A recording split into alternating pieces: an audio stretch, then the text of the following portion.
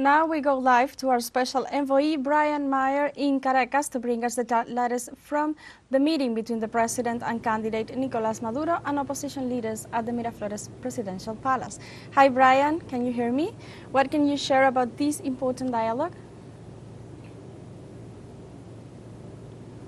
Well, this afternoon, Nicolas Maduro met with a group of independent opposition leaders, and they talked a lot about how they could establish common ground on a few issues. This is part of a process that's begun to take place last week when first a group of Colombian paramilitary militia people announced that members of the far-right opposition had gotten in touch with them and asked if they could hire them to commit sabotage to things like the national electrical grid on election day. Later in the week, some journalists affiliated with the far-right opposition began using a lot of racist language, and it reminds me a lot of what happened in Brazil in 2022. So, as one of these journalists, for example, he compared the female followers of Maduro to monkeys. Another one said, if we take power, there's going to be a different aesthetic of the people who are running the country, which is a code word for white.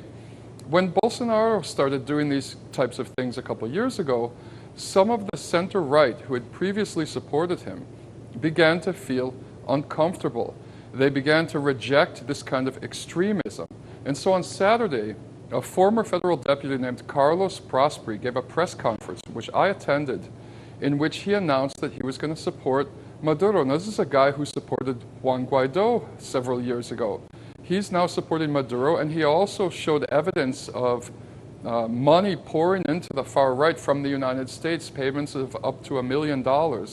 And so he convinced a group of independent opposition leaders who are feeling equally uncomfortable with the polarization and the hate that's being spread by the far right now, much like the European far right does, much like Trump, Netanyahu. So he asked them to have a meeting with the president and see if they could hash out some of their differences. And the result is that they've all announced that they're going to support Maduro now.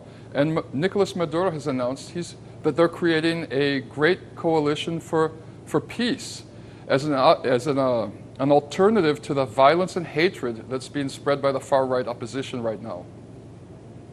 Thank you, Brian, for your remarks.